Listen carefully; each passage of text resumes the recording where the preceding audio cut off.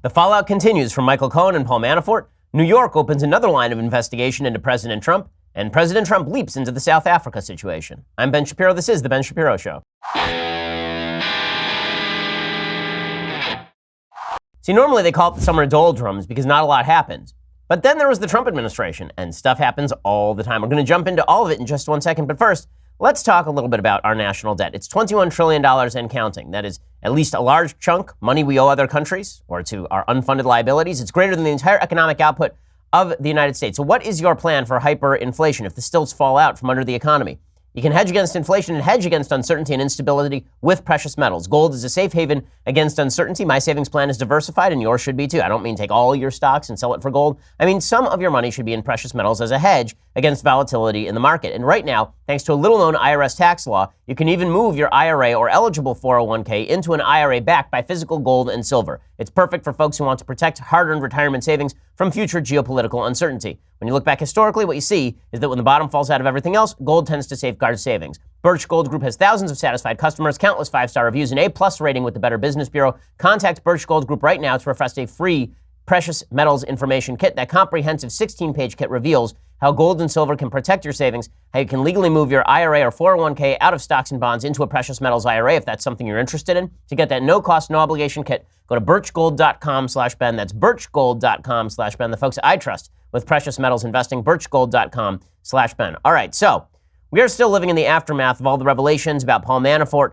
and Michael Cohen. And we begin today with the sort of latest updates on the Michael Cohen situation, because Michael Cohen, it turns out, is the greater threat to the president of the United States than is Paul Manafort. To recap, Michael Cohen pled guilty to campaign finance violations, and he suggested that the president had informed him and told him to commit these campaign finance violations. He'd instructed him to create all these shell corporations and avoid going through normal disclosure routes in order to pay off two separate women, Karen McDougal and Stormy Daniels, with whom he had once had sex just before the election in order to impact the election. Now, there are a couple of cases today as to why this is not actually legal violation. One of those cases being made by Bradley Smith. I discussed this over the last couple of days. He's a former chairman of the Federal Election Commission. He has a piece over at the Washington Post about this.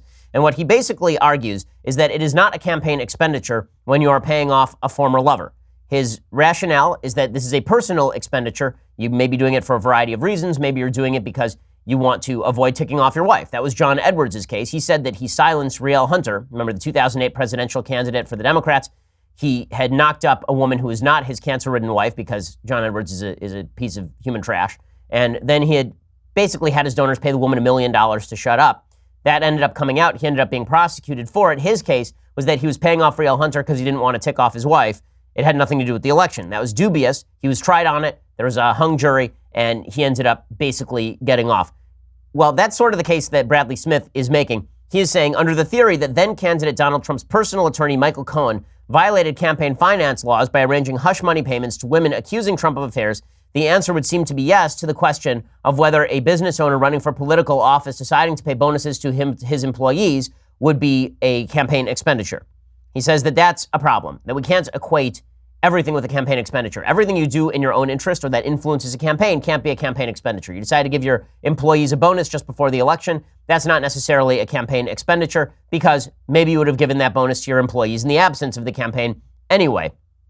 Bradley Smith says, regardless of what Cohen agreed to in a plea bargain, hush money payments to mistresses are not really campaign expenditures. It is true that contribution and expenditure are defined in the Federal Election Campaign Act as anything for the purpose of influencing any election, and it may have been intended and hoped that paying hush money would serve that end. The problem is that almost anything a candidate does can be interpreted as intended to influence an election, from buying a good watch to make sure he gets to places on time, to getting a massage so that he feels fit on the campaign trail, to buying a new suit so that he looks good on a debate stage. Yet having campaign donors pay for personal luxuries seems more like bribery than funding campaign speech. So he's making the case that basically this is not a campaign expenditure. This is a personal expenditure by the President of the United States. The test under FEC rules is the so-called irrespective test. The irrespective test says, would this expenditure have been made irrespective of whether the campaign was happening? And as I've argued, I think that there's a plausible case Trump could say, I would have made this expenditure anyway, because he has a long history of pressuring women to stay silent and paying women off to stay silent. Back in 2011, he basically threatened to sue In Touch magazine for printing an interview with Stormy Daniels, and they backed off and did not print the interview with Stormy Daniels about her affair with then reality television producer and star Donald Trump.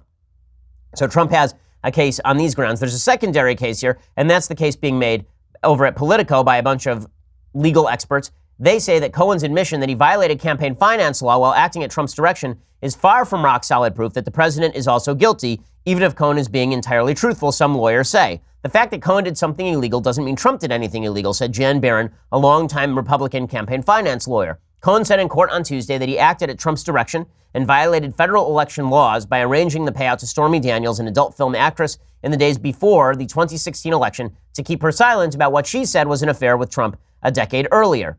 Andrew Gruel, however, University of Iowa law professor, he says, under the law, it's quite easy for two people involved in the same act to have different criminal consequences. That distinction is particularly critical in campaign finance cases because the law limits criminal prosecution for campaign finance violations to instances where someone, quote, knowingly and willfully defied legal requirements. So in other words, if Trump called up Michael Cohen and he said, dude, I'd like for you to make this go away.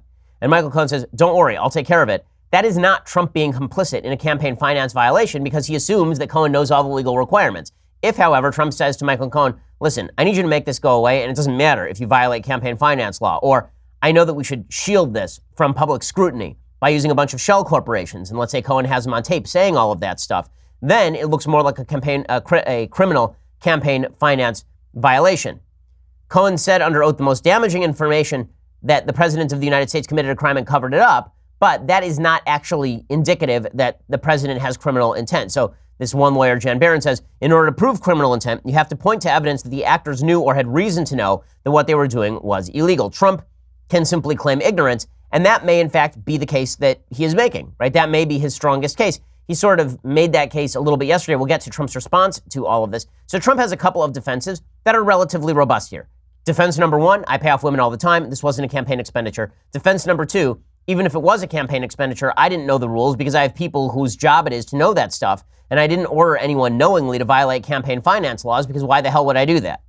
Also a relatively strong defense. So ignorance and sluttiness are the president's two defenses, and both are quite plausible because the president gets around and has for a long time and has paid women to shut up for apparently a long time, and because the president is not exactly a legal expert despite his own belief that he is. And President Trump is actually a terrible legal client because he thinks he knows more than his lawyers, which is always the first mark of a bad legal client. In fact, if God could have come up with a bad legal client in the laboratory before putting him on earth, he'd look a lot like Donald Trump, who just will not let his lawyers do their job. And Chuck Todd actually asked Lanny Davis, Chuck Todd over at MSNBC, asked Lanny Davis, who's Michael Cohen's lawyer, and this is the great irony, of course, is Lanny Davis was Bill Clinton's lawyer back during the impeachment scandal. So now he's flipped sides, and Lanny Davis is now going after the president. He is asked by Chuck Todd if there's any corroborative evidence that Michael Cohen is telling the truth, that when Michael Cohen says that Trump told him to violate campaign finance law, is there any evidence that corroborates this? Here was Lanny Davis's answer. Does the SDNY have physical evidence in their hands that, or is this still on Michael Cohen's word versus the president's word? If I was trying to give you your answer, Chuck, the answer is, number one, the Trump team and Mr. Giuliani have admitted that the money was paid. Number two, there is physical and electronic evidence that the money was paid to Ms. Daniels from the Trump conduit, who was Mr. Cohen, and it's all documented. Okay, but that doesn't answer the question. Okay, we know that the money was passed along. The question is whether Trump had intent to avoid campaign finance law, and that is not actually documented, is what Lanny Davis seems to be saying. So just because the money passed hands, which we all assume happened, and just because Trump told Cohen to solve the problem, which we all assume happened, doesn't mean that Trump actually had intent to violate campaign finance law. Now, the great irony of this situation is that Hillary Clinton was allowed to get away with creating a private server and then destroying information on the private server, supposedly because she didn't have intent. Now, it's pretty clear she actually did have intent to destroy information and violate the law. But Trump probably didn't have intent here. And so by the same standard, he should probably not be criminally liable unless they have actual evidence that he knew that the law was being violated and he said, I don't care, go ahead and violate the law anyway. It also doesn't help that Michael Cohen happens to be a particularly sleazy liar, and everybody sort of knows it. Right? The newfound respect for Michael Cohen's honesty is sort of astonishing from folks on the left. And you can see that folks on the left even really don't believe Michael Cohen. They think he's a liar and a screwball. Lanny Davis was on national television yesterday on NBC News, and he actually said that they had opened a legal defense fund for Michael Cohen. He asked people to contribute, and the audience started laughing at him. It's really funny. But could I just take one opportunity to remind everyone that Michael Cohen has suffered a tragic and difficult experience with his family. He's without resources, and we've set up a website called michaelcohentruth.com that we're hoping that he will get some help from the American people so he can continue to tell the truth. The audience is not, they don't know if you're ready to donate, Lanny, but we did check before we went to air. It's got and honestly, that's the appropriate response. By the way, his legal defense fund has raised like $150,000. It's raised a bunch of money. 50,000 of those dollars apparently came from the CEO of NASCAR for some odd reason that nobody can really explain. So all of that is good stuff. Again, the president has actually three pretty good defenses. Michael Cohen's a liar. Okay, fair enough. Michael Cohen is a liar. 2, I sleep with every one of them, pay them off. Also a fairly good defense. And defense number 3, I don't know what the hell I'm doing with regard to legal stuff. He's my lawyer. It's his job to know that stuff. Also a pretty good defense. So all of the talk about Trump being necessarily legally on the ropes, maybe he is, maybe he's not. I mean, he's certainly more jeopardy than he was 2 days ago, but it's not indicative that this is sort of an open and shut case. Bret Stephens of the New York Times has a whole thing today about how Trump should immediately be impeached. The evidence isn't quite there yet of criminal action. We all knew that Trump is a man who lacks character in a lot of particular areas, but that's not the same thing quite as criminal activity. We'll get to the White House's response to all of this in just a second, plus some Paul Manafort updates. But first, let's talk about the possibility of a natural disaster or, God forbid, some sort of situation that prevents you from having access to the grocery store. It's important that you have some sort of emergency food supply available in your house. I mean, the government recommends that you ought to have some emergency food in your house, that you should have water in your house, and you ought to pay attention to that because you ought to be prepared. And you can trust My Patriot Supply for that food storage, so you'll be ready for earthquakes, hurricanes, long-term power outages, and more. Hawaii's about to get hit by a hurricane, apparently, and you hope that the folks there are prepared for it. You should be prepared as well. Every person in your household should have a 2-week emergency food supply from My Patriot Supply. These kits are only $75 right now. They contain 92 servings of breakfasts, lunches, and dinners. Take action. Call 888-803-1413 or go to my special website, preparewithben.com. The food lasts up to 25 years in storage. Meals come packed in a rugged, slimline tote as well, only $75. Rest tonight knowing that you're prepared. Order your food kits at 888-803-1413 or preparewithben.com. That's 888-803-1413 or preparewithben.com. Again, 888-803-1413 or preparewithben.com. That ensures that you are essentially protected against the need for emergency food because you'll be prepared. Preparewithben.com. Go check it out right now. So with all of this said, the strongest defenses the president has are, I get around, I'm dumb about the law, Michael Cohen's a liar. Right? Those are his strongest defenses. His strongest defense is not, I am by nature a truth teller. That is not the president's strongest defense because he's not. Okay? Let's just be honest about this. The president is not known for his veracity on a wide variety of issues. He may be, at root, a truth teller on some matters political. I think that's true. But he also likes to fib a fair bit. And so when Sarah Huckabee Sanders, yesterday at the White House, when she got up and she was asked whether Trump is lying, she got very offended, and it didn't play all that great.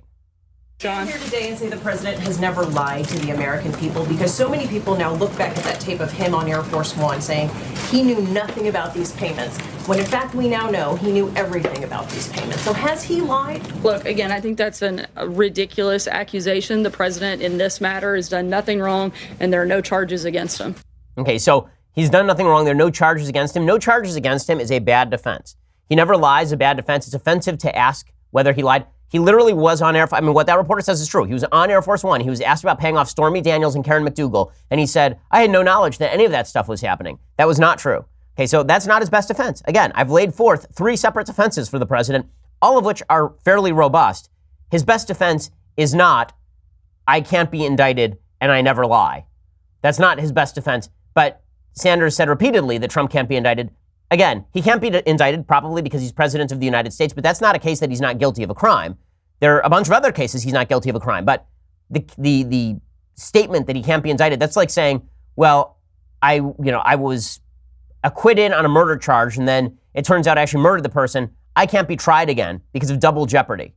Well, that's true. That is legally true. It also doesn't mean that you didn't necessarily murder the person. Here's like O.J. Simpson clearly murdered Nicole Simpson. He was acquitted and he can't be retried under double jeopardy. If somebody were to ask him, O.J., are you innocent of killing your wife? And he said, can't be tried again.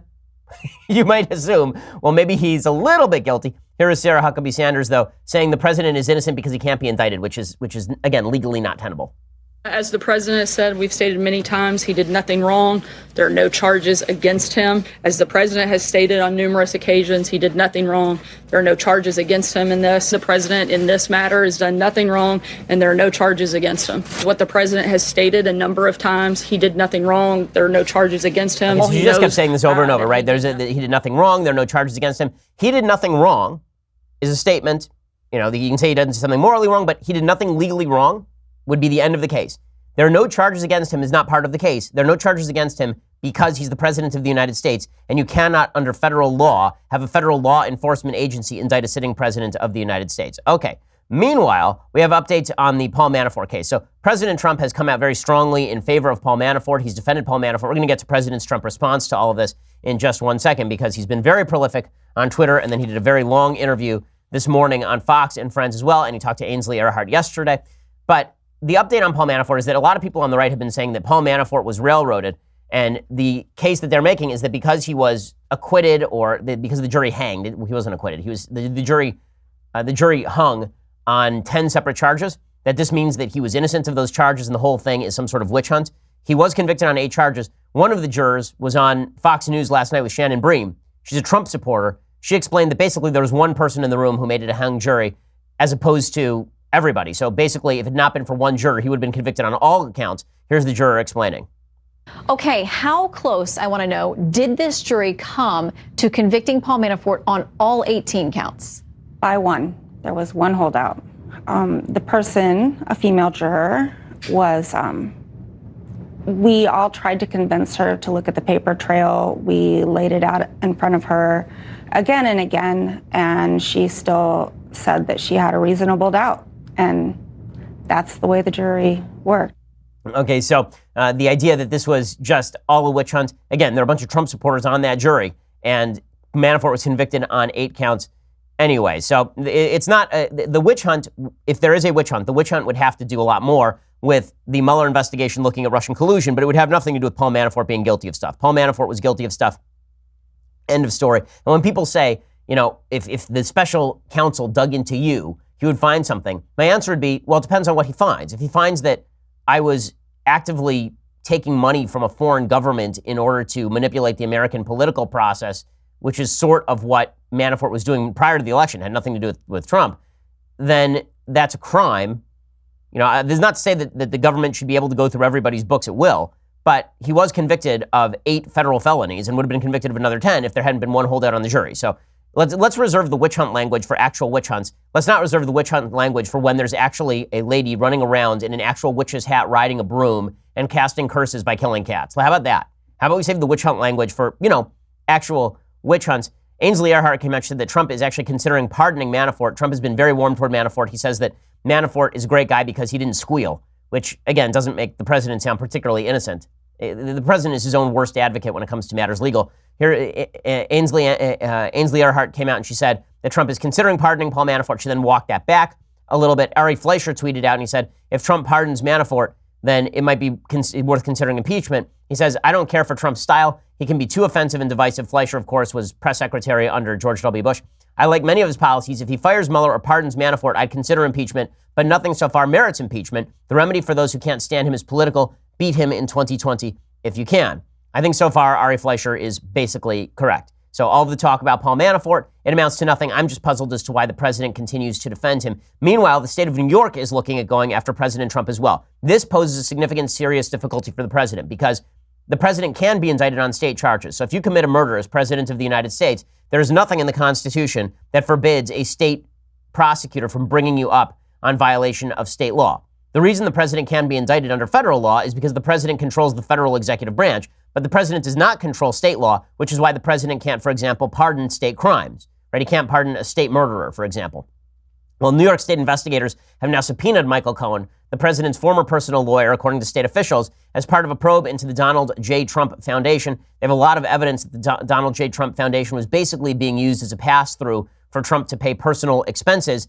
It's not a criminal matter yet, right? The tax department in New York doesn't have the jurisdiction to pursue criminal charges, but if it discovered information valuable to the investigation of the Trump Foundation, it would then be referred to the New York State Attorney General. I have very little doubt that the New York Attorney General would have very little trouble trying to pursue a criminal investigation into President Trump. Barbara Underwood hates President Trump with a passion of 1,000 burning suns. So what you could see is a state prosecution against the president, and he is not, in fact, immune to state prosecution under federal law. So this is a continuing serious problem for the president.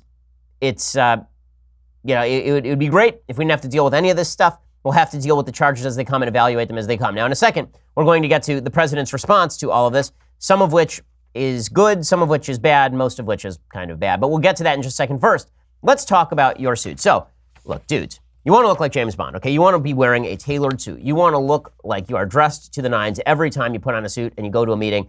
But you're buying an off-the-rack suit that costs you like $200 and it hangs on you like drapes. This is why you need instead to go over to Indochino.com. Indochino is the world's largest made-to-measure menswear company. They've been featured in major publications including GQ, Forbes, and Fast Company. They make suits and shirts made to your exact measurements for a great fit. Dudes love the wide selection of high-quality fabrics, the option to personalize all the details, including lapel, lining, and monogram. Here's how it works. You go to their showroom. They have it in a bunch of major cities. Or you go to Indochino.com. You can pick your fabric, choose your customization, submit your measurements. It's actually a lot of fun. And again, it feels like you're going into like Q's laboratory in James Bond, except this time you're getting a tailored suit. You go in there and they ask you how exactly you want the suit to look, how you want it to fit, what you want the personalizations to be. And then they send it to you and it's made to order. My listeners can get any premium Indochino suit this week for just $379 at Indochino.com when entering Shapiro at checkout. That's 50% off the regular price for a made-to-measure premium suit. Shipping is free. Indochino.com, promo code Shapiro for any premium suit for just $379. Again,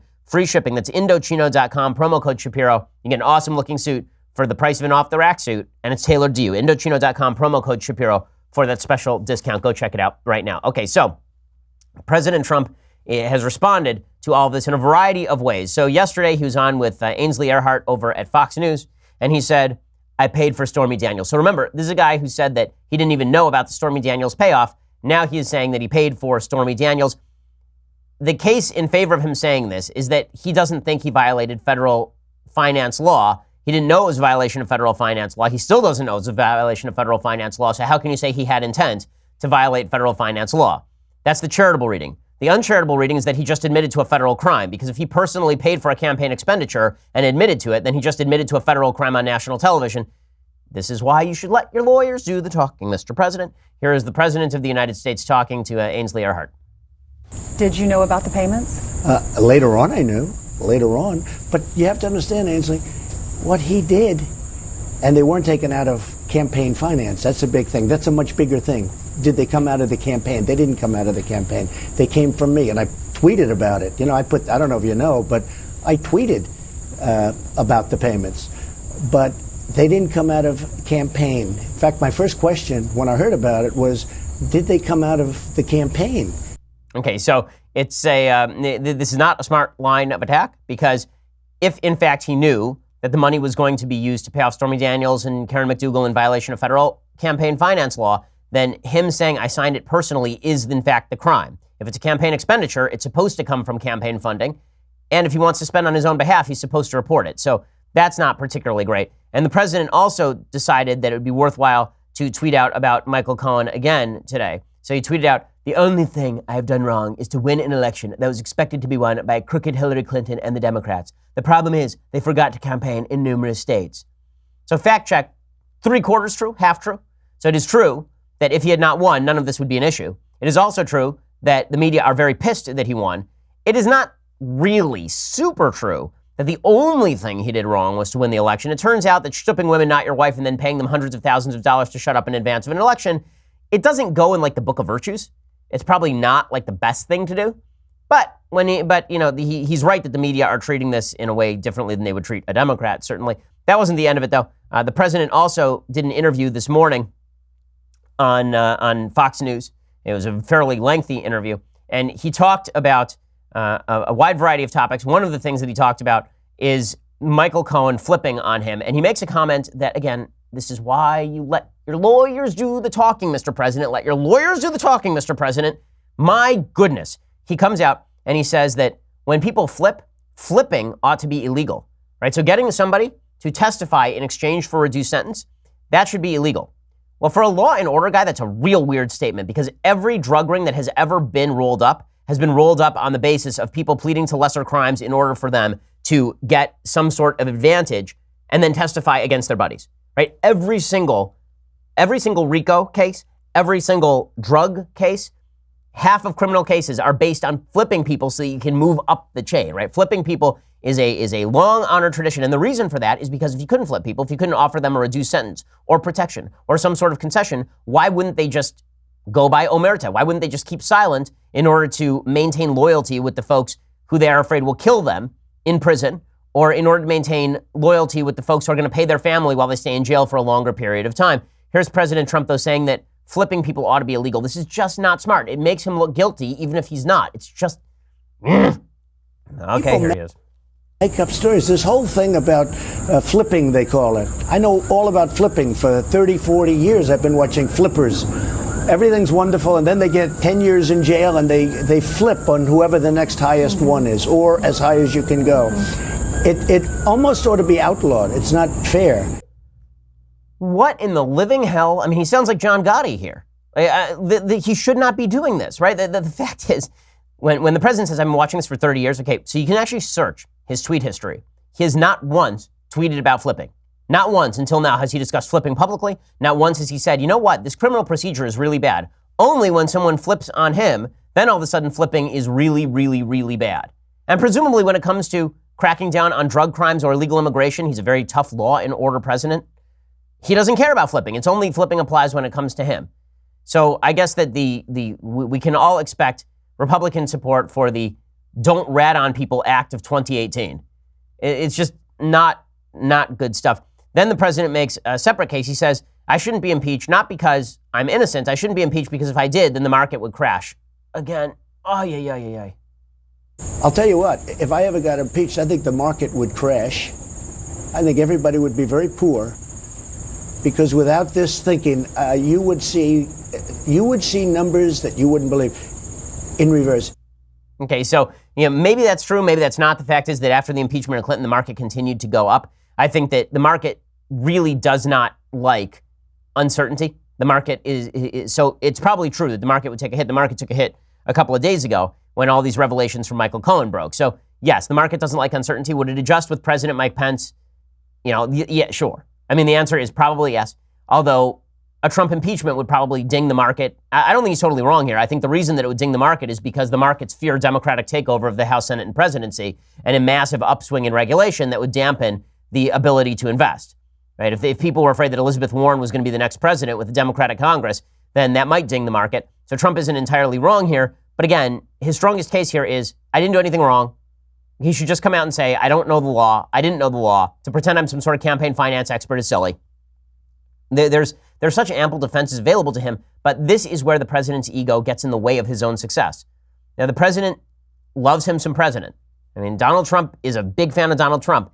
And because he's a big fan of Donald Trump, he's never able to admit to things that we all know are true. Like the fact that he goes around sleeping with porn stars and paying them off. Like, we all know that's true. I'm not going to pretend that he's a King David character when it comes to his character. He's not. And we all know that. That was baked into the cake. If he would just say that, I think everybody would be like, okay, fine, that's a plausible case. That's what Bill Clinton basically did. Bill Clinton basically says, yeah, that's what I do. I go around sticking cigars in women. That's what I do. And everybody was like, okay, guess so. Yep, that's accurate. If the president just said that stuff, he said, listen, I'm ignorant about the law and I pay off ladies. Everybody would be like, yeah, kind of knew that already. That was already known. But instead, the president keeps saying that he's a legal expert on things, that he's been talking about flipping for 30 years. He has never once talked about flipping that we can find. And how do you know that the president is a little bit egotistic? Because here's what he was asked to grade his presidency so far. I will give you 3 guesses how he graded his presidency so far. 3 guesses. I don't think it's going to take 3 guesses for you. So I give myself an A+. I don't think any president has ever done what I've done in this short. We haven't even been 2 years. Biggest tax cuts in history. So I would say I would honestly give myself an A+. And so would many other people. Yes, many other people who work for you and or are in Congress and want to get things done with you. Listen, I've been very positive about the president's policy. I've given him an A- when it comes to his executive policy. I have given him like a C+ when it comes to legislative policy, maybe a B-. And when it comes to rhetoric, he's a D or an F. I mean, that's just the way that it is. And people may disagree with that, although I can assure you there are a lot of folks in the administration who basically agree with that assessment. But the fact that the president gives himself an A+, ego is a killer. Okay, it's true for you, it's true for me. Anybody who gets too over their skis on ego, who never reflects for a second and thinks, maybe there's something I'm bad at. One of the worst things you can do in life is overestimate your own skill set or suggest that you have a skill set where you have none. Okay, there's certain things I'm just bad at. Okay, I'm not the world's most athletic human. Right? I'm good at math, but I'm not great at math. Right? There are certain things I just don't know a lot about. If I don't admit that stuff, you get yourself in real trouble. And that's particularly true when you are talking about matters legal. There are lawyers for a reason who go to law school and spend years practicing. It is not a coincidence that President Trump has fired basically every lawyer he's ever worked with.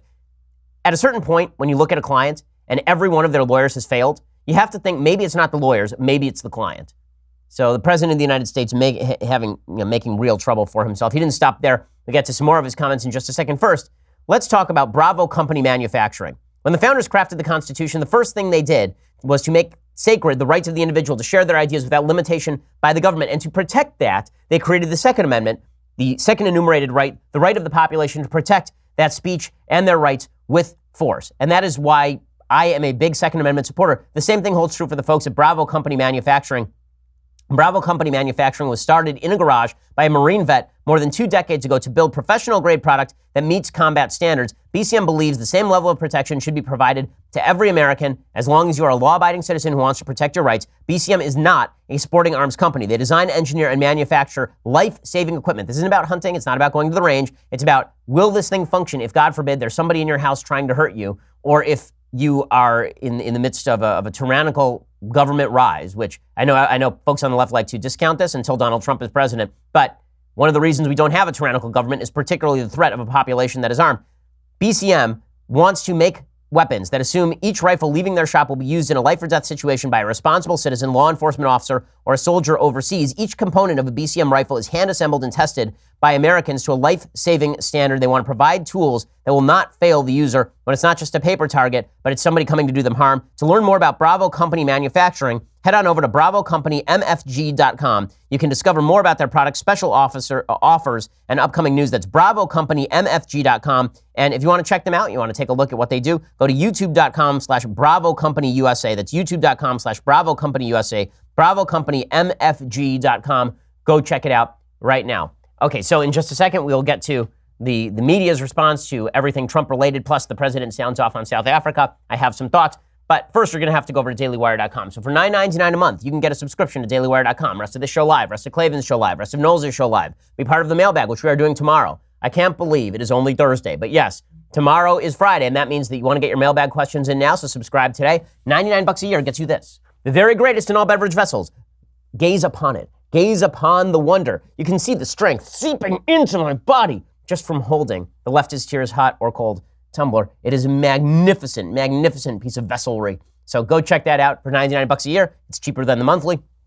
Also, check us out at YouTube and subscribe there. Check us out at iTunes, SoundCloud, any place you listen to podcasts or watch. Subscribe so you can get our Sunday special. We have Clay Travis on this Sunday. We have a bunch of great guests coming up. Really, we're backloading great guests now. So go check it out over there. We are the largest, fastest growing conservative podcast in the nation.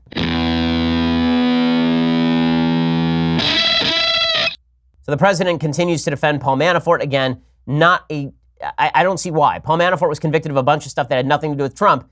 Now, the cynical reason he'd protect Paul Manafort is because he's afraid that if he doesn't talk about how Paul Manafort is great, Paul Manafort flips too.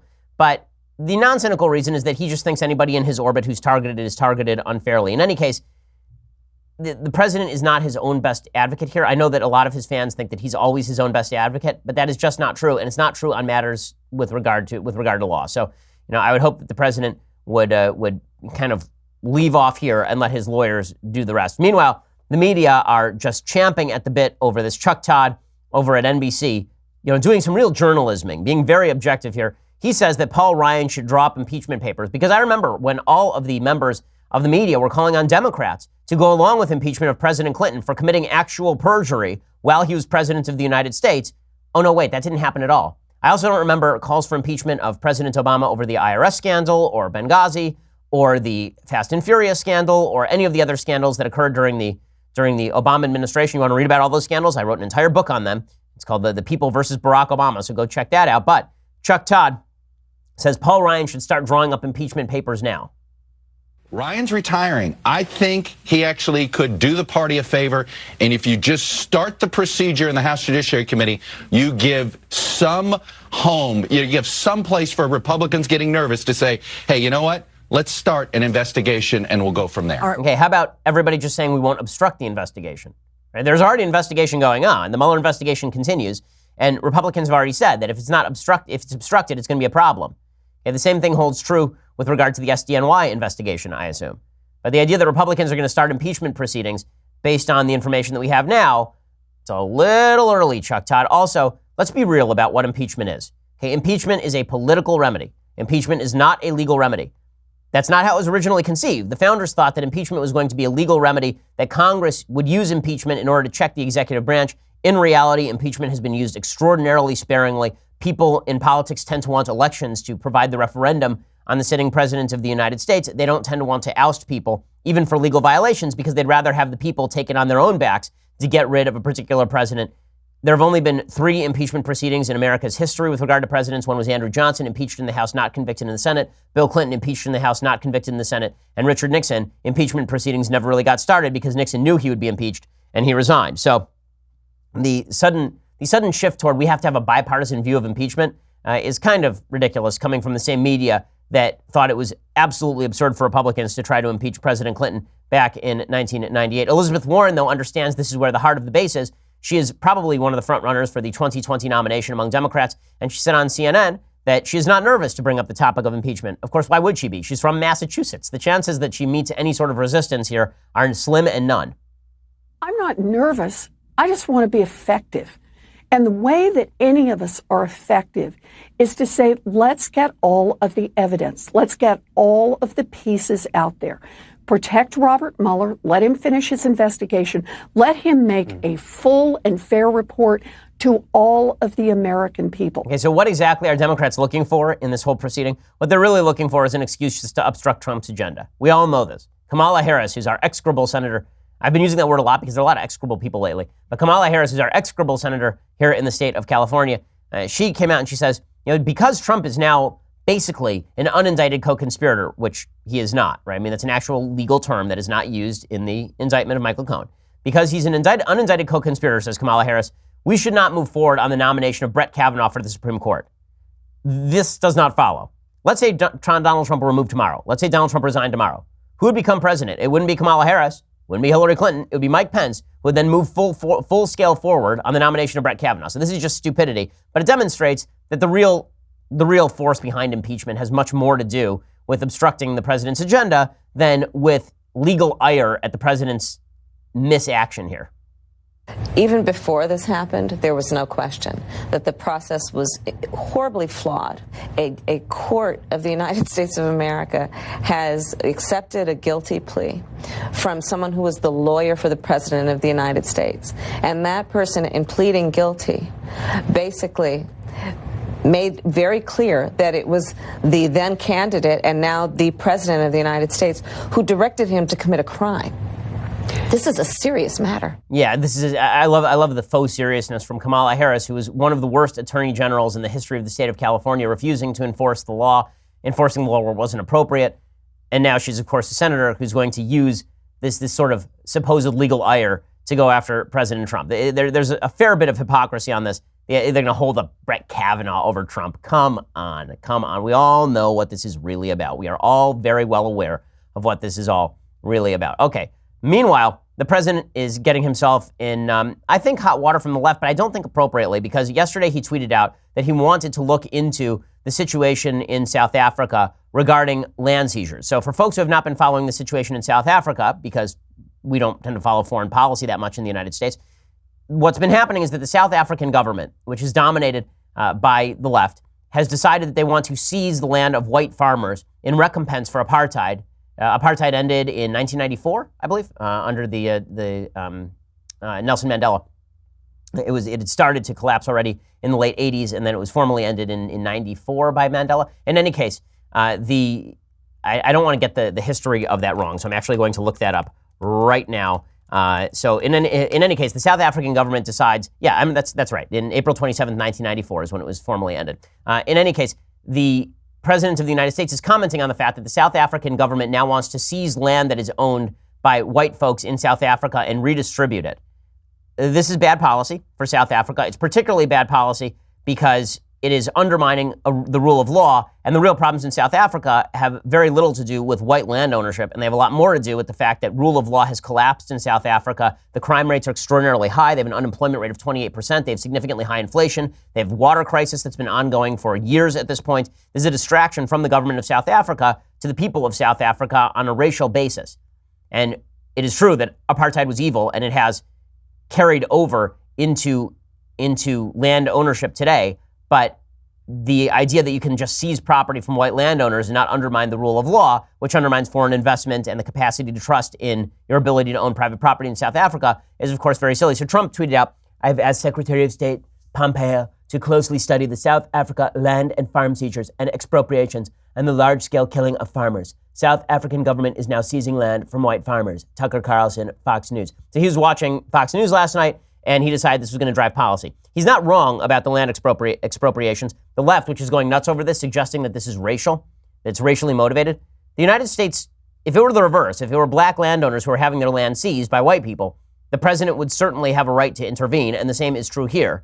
And there's already been talk about the United States government getting active on the international stage over all of this. The Cato Institute has issued a statement regarding the dire consequences awaiting South Africa should due process fail land expropriation without compensation. What's happening there is the government is not even saying that they're going to pay people for their land. They're basically just grabbing land without even recompense, which is a crazy, crazy policy. Here is some audio of the leader of South Africa, the Prime Minister of South Africa. His name is Ramaphosa, talking about this land expropriation. On Tuesday, South Africans, through their publicly elected representatives in Parliament, voted overwhelmingly in support of a motion to accelerate equitable land redistribution through expropriation of land without compensation. Okay, that's a crazy policy.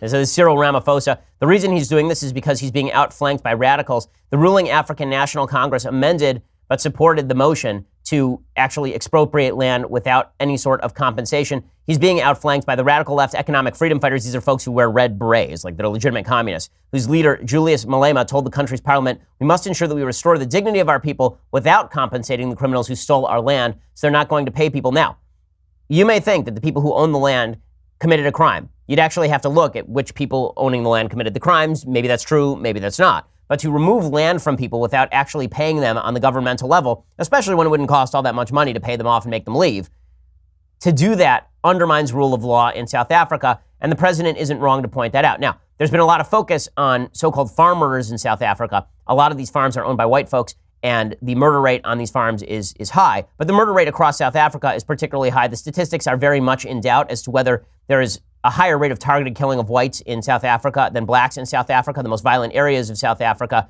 include mass killing or massive killing anyway, of black folks. Crime rates are very high over there. But to suggest the president has no place in saying anything about this and that he's only doing this because he's a racist, as so many on the left are saying, that is that's pretty silly. That's I think an overstatement by the media, which we are getting used to in large scale. Okay, time for some things I like and then some things that I hate. So things that I like. My sister actually recommended the show to me. It's on Netflix. It's called I Am a Killer, and it's a look inside death row. It's a documentary series, so they profile a bunch of murder cases, and they talk to folks who are on death row.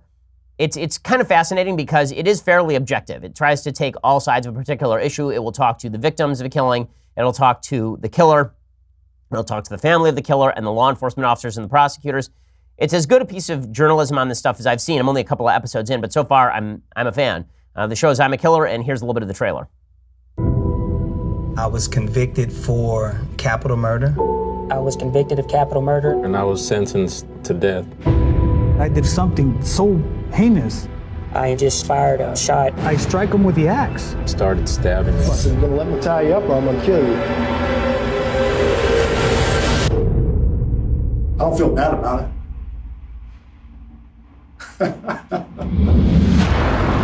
So I mean, it's definitely well done. It's not the fastest moving thing, but it's definitely a well done series. So you should go check that out. It's well worth seeing.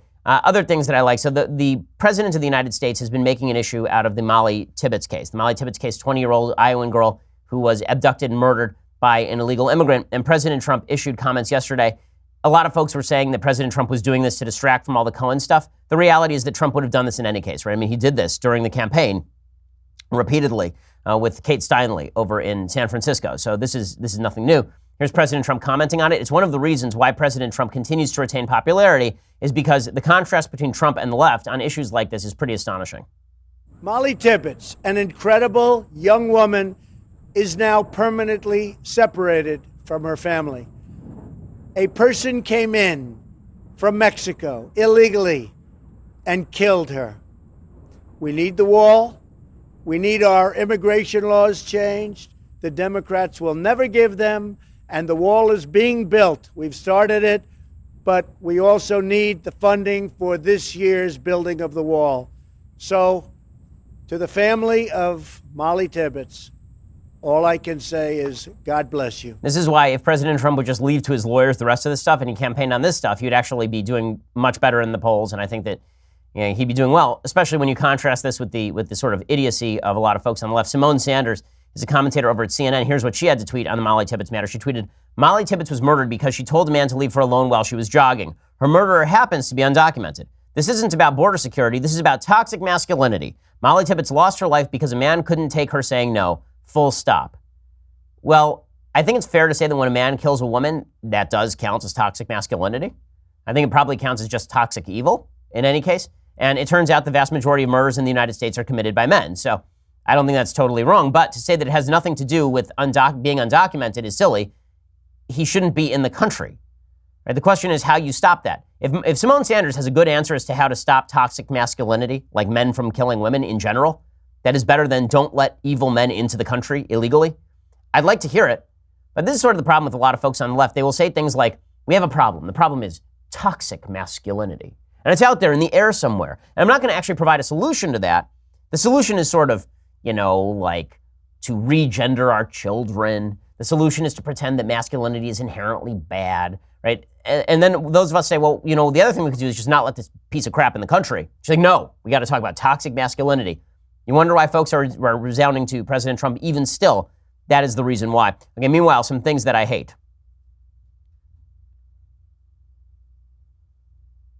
Speaking of the attempt to undermine basic truths, there's this video that I've now been made aware of. It's a video that is promoted at, of all places, the Huffington Post, because this is the repository for all stupidity in the United States. It's a video of a trans man, which is to say a woman who believes that she is a man. Her name is Cass Bliss, and she detailed at Huffington Post what it's like to get your period when you're not a woman, which as a man I would say is pretty weird because you need a uterus, which makes you a woman. Bliss is a non-binary trans educator, and she first went viral with her Bleeding Well Trans campaign in 2017 to prove the biologically impossible claim that men have periods too.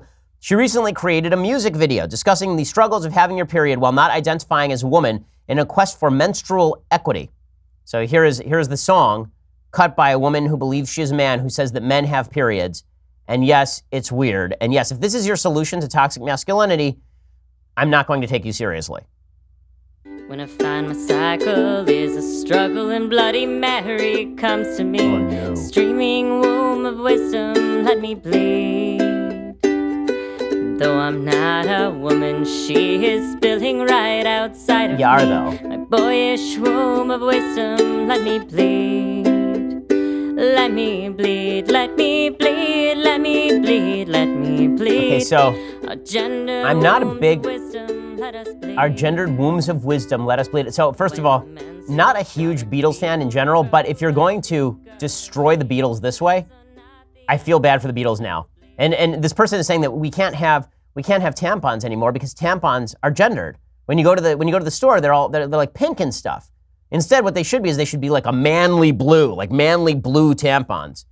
Very important. And we should have tampons in the men's bathroom also, which would be weird since men don't have uteruses. But the conflation of sex with gender is one of the most ridiculous aspects of the sort of trans rights agenda, this bizarre notion that sex and gender are different, but then we will conflate them again. So sex is your biology, you are biologically male, but your gender is that you are a gendered female, But then when it comes to going to the bathroom, we are going to treat your gender as your sex. You are a biological female, even though you're a biological male. None of this makes any sense.